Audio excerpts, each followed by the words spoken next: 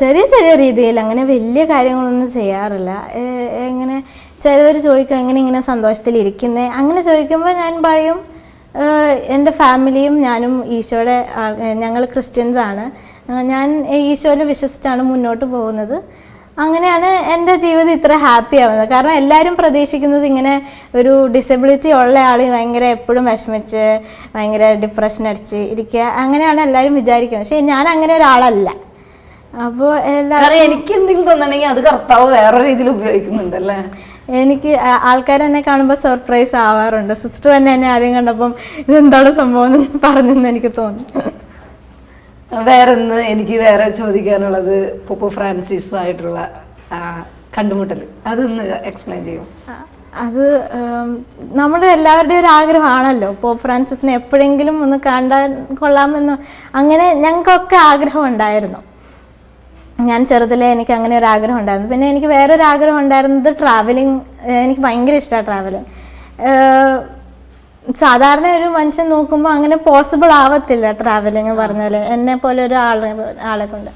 പക്ഷേ ഒരു റിസ്ക് എടുത്തെന്ന് വേണമെങ്കിൽ തന്നെ പറയാം. ഞങ്ങൾക്ക് ജീസസ് യൂത്ത് ഒരു കൂട്ടായ്മയിൽ ഒരു നാട്ടിൽ നിന്നൊരു അങ്കിൾ വന്നപ്പോൾ പ്രാർത്ഥിച്ചു, ഇവിടെ ആരോ വേൾഡ് യൂത്തിലേക്ക് പോകുന്നുണ്ട്, പ്രാർത്ഥിച്ച് തുടങ്ങിക്കോളാൻ മെസ്സേജ് വന്നു അങ്കിളുടെ.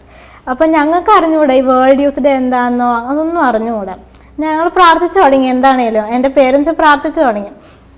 അപ്പം 2016 പോളണ്ടിൽ വെച്ചിട്ട് വേൾഡ് യൂത്ത് ഡേ നടന്നു. വേൾഡ് യൂത്ത് ഡേ പറഞ്ഞാൽ ലോകം മൊത്തമുള്ള യുവജനങ്ങൾ വന്നിട്ട് ഒരു സെലിബ്രേഷനാണ്. അപ്പോൾ അതിന് വേണ്ടിയിട്ട് പ്രാർത്ഥിച്ചു തുടങ്ങി, പോകാമെന്ന് തന്നെ വിചാരിച്ചു. അപ്പോൾ അതിന് ജീസസ് യൂത്തിലൂടെ തന്നെയാണ് ഞങ്ങൾ പോയത്, ജീസസ് യൂത്ത് കുവൈറ്റ് ടീമിലൂടെ. പിന്നെ പോളണ്ടിൽ പോയി. അവിടെ ഒരു 7 ദിവസത്തെ പരിപാടി വേൾഡ് യൂത്ത് ഡേ. അത് കഴിഞ്ഞ് ജീസസ് യൂത്ത് ഓർഗനൈസ് ചെയ്യുന്ന പിൽഗ്രിമേജ്, ഇറ്റലിയും ഫ്രാൻസുമായിട്ടുള്ള പിൽഗ്രിമേജ്. ഇറ്റലിയിൽ പോയപ്പം റോമിൽ പോകാൻ പറ്റി. റോമിൽ അന്ന് വെനസ്ഡേ അസംബ്ലി ഉണ്ടല്ലോ പോപ്പ് ഫ്രാൻസിസിൻ്റെ, അത് നടക്കുന്നത് സെൻറ്റ് പീറ്റേഴ്സ് സ്ക്വയറിലാണ്, ഔട്ട്ഡോഴ്സിലാണ്. അപ്പോൾ ഞാൻ ഓർത്തു അയ്യോ കാണാൻ പറ്റില്ലായിരിക്കും, പോപ്പ് മോളിൽ നിന്നിട്ടല്ലേ വർത്താനം പറയാം, നമ്മുടെ ഇങ്ങോട്ടൊന്നും വരില്ലായിരിക്കും, അങ്ങനെ ഞാൻ ഓർത്തുകൊണ്ടിരുന്നത്. പക്ഷെ അന്ന് എന്തോ ഭാഗ്യത്തിന് വേൾഡ് യൂത്ത് ഡേ കഴിഞ്ഞ പിറ്റേ വെനസ്ഡേ ആയതുകൊണ്ട് ആൾ കുറവായിരുന്നു. അപ്പോൾ ഈ പരിപാടി മൊത്തം ഒരു ഹാളിലേക്ക് ഷിഫ്റ്റ് ചെയ്തു. അപ്പോൾ ഹാളിലേക്ക് ഷിഫ്റ്റ് ചെയ്തപ്പോൾ വളരെ അടുത്തായിരുന്നു, വളരെ കുറച്ച് ഓഡിയൻസേ ഉള്ളൂ. പോപ്പ് ഫ്രാൻസിസും വളരെ നമ്മുടെ അടുത്ത് നിന്നാണ് വർത്തമാനം പറയുന്നത്. റൈറ്റ് സൈഡിൽ വീൽ ചെയർ പീപ്പിളും ലെഫ്റ്റ് സൈഡിൽ കുറച്ച് VIP ആൾക്കാരും. പോപ്പ് ഫ്രാൻസിസിൻ്റെ പ്രസംഗവും പരിപാടികളൊക്കെ കഴിഞ്ഞിട്ട് താഴെ ഇറങ്ങി വന്ന് ഞങ്ങളെ ഓരോരുത്തരെയും ഞങ്ങളുടെ അടുത്ത് വന്ന് ഞങ്ങളോട് മിണ്ടുകയും ഞങ്ങൾക്ക് ഓരോരോ കൊന്ത തരികയും ബ്ലെസ്സിങ് തരികയും ഒക്കെ ചെയ്തു. അതിലും വലിയൊരു അനുഗ്രഹം ഉണ്ടായത് ഈ വേൾഡ് യൂത്ത് ഡേക്ക് പോകാൻ ആലോചിച്ചപ്പോൾ തന്നെ എൻ്റെ അപ്പ പറഞ്ഞു നമുക്ക് നമ്മുടെ 2 അമ്മച്ചിമാരെയും കൊണ്ടുപോകാമെന്ന് പറഞ്ഞു. അത് എന്ത് ധൈര്യമാണ് അവർക്കുണ്ടായതെന്ന് എനിക്കിതുവരെ അറിഞ്ഞുകൂടാ. ഒരു വീൽ ചെയർ ആളും 2 അമ്മമാരും 2 ചെറിയ പിള്ളേരും ഒക്കെ ആയിട്ട്. പക്ഷേ ഇവരെ കൊണ്ട് അമ്മച്ചിക്ക്, എൻ്റെ അമ്മയുടെ അമ്മയ്ക്ക് ഒരു വീൽ ചെയർ സെറ്റാക്കി, ഒരു വീൽ ചെയർ ഒരാൾ, അങ്ങനെയാണ് സംഭവം. അപ്പം ഞാൻ കയറിയ കൂട്ടത്തിൽ എൻ്റെ അമ്മ കയറി, അമ്മച്ചി കയറിയ കൂട്ടത്തിൽ എൻ്റെ മറ്റേ അമ്മച്ചി വലിയമ്മച്ചി കയറി. എന്നിട്ട് എൻ്റെ അനിയത്തി നന്നായി വരയ്ക്കും. അപ്പോൾ അവൾ പോപ്പ് ഫ്രാൻസിസിൻ്റെ ഒരു പടം വരച്ചിട്ടുണ്ടായിരുന്നു. അപ്പോൾ അത് ഈ ഗാർഡ് കണ്ടു, അപ്പോൾ അവളെയും കയറ്റി. അപ്പോൾ ഞങ്ങൾക്ക് എല്ലാവർക്കും പോപ്പ് ഫ്രാൻസിസിനെ നേരിട്ട് കാണാനും തൊടാനും ഒക്കെ സംഭവിച്ചു. അതൊരു ബ്ലെസ്സിങ് ആയിരുന്നു എൻ്റെ ജീവിതത്തിൽ, ഒരിക്കലും മറക്കൂല. സാധാരണക്കാർക്ക് കഴിയാത്ത കുറേ കാര്യങ്ങളാണ് കർത്താവ് ഇപ്പം ബെനീച്ചനെ കൊണ്ട് ചെയ്യിക്കുന്നതും കാണിച്ചു കൊടുത്തരുന്നതൊക്കെ അല്ലേ. ഒരുപാട് സന്തോഷമല്ലേ. ബെനീച്ച ഈശോനെ തിരിച്ചറിഞ്ഞത് ഓരോ മൊമെൻറ്റിലും തിരിച്ചറിയായിരുന്നു. ജനിച്ചപ്പം അങ്ങനെ ഒരു ബുദ്ധിമുട്ടുണ്ട് എന്നറിഞ്ഞു, പക്ഷെ കർത്താവ് വേറെ രീതിയിൽ ഉയർത്തുന്നു. ഒരു സ്കൂളിൽ നിന്ന് മാറിയപ്പോൾ ബുദ്ധിമുട്ടുണ്ടെന്ന് അറിയുന്നു, അപ്പോൾ അതിലും വലുത് തരുന്നു അല്ലേ. വലുത് ഇങ്ങനെ തന്നുകൊണ്ടിരിക്കുക. ഇപ്പം ബെനീച്ചയുടെ അടുത്ത് പലരും സംസാരിക്കാൻ വന്നിട്ടുണ്ട്, ഒരുപാട് കൂട്ടുകാർ ഷെയർ ചെയ്യുന്നു, ബുദ്ധിമുട്ടുള്ള പലരും വരുന്നുണ്ട്. ബെനീച്ചയുടെ ഉള്ളിൽ ബെനീച്ച അറിയാതെ തന്നെ ഈശോനെ കൊടുത്തു എന്ന് തോന്നിയ എന്തെങ്കിലും അനുഭവങ്ങളുണ്ടോ കൂട്ടുകാർക്ക്?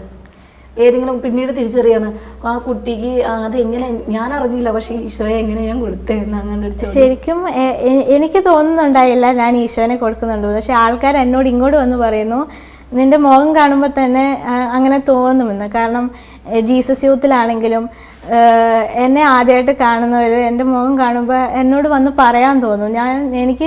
ഞാൻ ഒന്നും ചോദിക്കാതെ തന്നെ ആൾക്കാർ വന്നും പറയാറുണ്ട് അവരുടെ കാര്യങ്ങളൊക്കെ. പിന്നെ എന്നോട് പറയാറുണ്ട്, നിൻ്റെ ചിരി കാരണം ഭയങ്കര സന്തോഷം വരുന്നു, അങ്ങനെയൊക്കെ പറയാറുണ്ട്. ഒത്തിരി പേര് ഞാൻ പറഞ്ഞു കേട്ടിട്ടുണ്ട്. അതെനിക്ക് അറിയത്തില്ല അതെന്താണെന്ന്. പലപ്പോഴും നമ്മൾ സാധാരണ ഓരോരുത്തരുണ്ടല്ലോ, നമ്മൾ മുഴുവൻ എനർജിയിൽ ഓടി നടന്നാൽ തന്നെയും പലപ്പോഴും ഈശോനെ അത് കൊടുക്കാൻ നമുക്ക് കഴിയാറില്ല.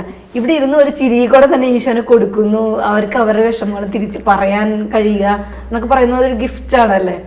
ബെനീറ്റ, അപ്പൊ ബെനീറ്റ ജീവിതത്തിൽ ഉടനീളം ഈശോയുടെ പ്രത്യേകമായ അനുഗ്രഹങ്ങൾ തിരിച്ചറിഞ്ഞ് നടക്കുന്ന ഒരു വ്യക്തിയാണ്. ആ നിലയിൽ എങ്ങനെയാണ് മറ്റുള്ളവർക്ക് വേണ്ടി പ്രാർത്ഥിക്കുക, അല്ലെങ്കിൽ സ്വന്തം പ്രാർത്ഥനയുടെ ജീവിതം എങ്ങനെയാണ് രൂപപ്പെടുത്തിയെടുത്തിരിക്കുന്നത് ഇപ്പോൾ? എൻ്റെ പ്രാർത്ഥനാ ജീവിതം എന്ന് പറഞ്ഞാൽ എല്ലാവരും പ്രാർത്ഥിക്കുന്ന പോലെ തന്നെ പേഴ്സണൽ പ്രെയർ, ബൈബിൾ വായന, കൊന്ത ചെല്ലൽ. അതിന് പുറമെ കുറേ ആൾക്കാർ എന്നോട് ഇങ്ങോട്ട് അവർക്ക് വേണ്ടി പ്രാർത്ഥിക്കണം, അവരുടെ നിയോഗങ്ങൾ, വേറെ എനിക്കറിയാത്ത ആൾക്കാരുടെ വരെ നിയോഗങ്ങൾ എനിക്ക് കിട്ടാറുണ്ട്. അപ്പോൾ അവർക്ക് വേണ്ടിയൊക്കെ പ്രാർത്ഥിക്കും. അങ്ങനെ മധ്യസ്ഥ പ്രാർത്ഥന ജീവിതത്തിന്റെ ഒരു ഭാഗമായി അല്ലേ. ഇവിടെ ഇരുന്നുകൊണ്ട് ഈശോനെ എങ്ങനെയൊക്കെ കൊടുക്കാൻ പറ്റുന്നോ അങ്ങനെയൊക്കെ കൊടുത്തുകൊണ്ടിരിക്കുവാണ് സന്തോഷത്തോടെ. നമ്മുടെ പ്രത്യേകിച്ച് യൂത്തിൻ്റെ ഒക്കെ ജീവിതത്തിലുണ്ടല്ലോ, ഒരു ചെറിയ പ്രശ്നം വന്നാൽ പരിഭവങ്ങളായി, പരാതികളായി, ഡിപ്രഷനായി. ഇപ്പം എല്ലാവർക്കും ഉള്ള ഒരു വേർഡാണ് ഡിപ്രഷനായി എന്നൊക്കെ പറയുന്നത്. അവരെ നോക്കിക്കാണുമ്പോൾ ബെനീറ്റയുടെ ജീവിതത്തെ വിലയിരുത്തിക്കൊണ്ട് എന്ത് ആൻസറായിരിക്കും ഇങ്ങനെയുള്ള യുവജനങ്ങളോട് പറയാൻ? എന്നെ വൈദ്യശാസ്ത്രം ഉപേക്ഷിച്ചതാണ്, എന്നിട്ടും ഞാൻ ഇവിടം വരെ എത്തി നിൽക്കുന്നു. അപ്പോൾ എനിക്ക് പൂർണ്ണ വിശ്വാസമുണ്ട്, എന്ത് പൊട്ട കാര്യങ്ങളും നമ്മുടെ ജീവിതത്തിൽ സംഭവിച്ചാലും ഈശോ അത് നല്ലതിനായി മാറ്റുമെന്നുള്ളത്. അപ്പോൾ ഈ ഡിപ്രഷനും ഈ പ്രശ്നങ്ങളുടെ ഒന്നും അതിനുള്ള സ്ഥാനം അവിടെ ഇല്ല. കാരണം ദൈവം നമ്മളെ എന്താണെങ്കിലും നോക്കും, നമ്മളെ പരിപാലിച്ച് മുന്നോട്ട് കൊണ്ടുപോകും, എല്ലാം നല്ലതിനാക്കും എന്നെനിക്ക് പൂർണ്ണ ബോധ്യമുണ്ട്. അപ്പോൾ ഈ ഡിപ്രഷൻ്റെ ഒന്നും സ്ഥാനമേ അവിടെ വരുന്നില്ല. അപ്പോൾ ഈ ഒരു അവസ്ഥയിൽ തന്നെ ഈശോ ഒരുപാട് ബെനീറ്റിനെ ഉപയോഗിക്കുന്നുണ്ട് അല്ലേ. ബെനീറ്റ് അതിലെ സന്തോഷവതിയാണ്. മറ്റുള്ളവരെക്കാൾ കൂടുതൽ എനിക്ക് തോന്നുന്നു ഒരുപാട് പേരും ബെനീറ്റിലേക്ക് വരുന്നു, പ്രാർത്ഥനകൾ ചോദിക്കുന്നു, പലതും ഷെയർ ചെയ്യുന്നു. അപ്പോൾ ഇതുവഴി ഇനിയും ഈശോയ്ക്ക് വേണ്ടി ഒരുപാട് ആത്മാക്കളെ നേടാനായിട്ട് ബെനീറ്റയ്ക്ക് കഴിയട്ടെ.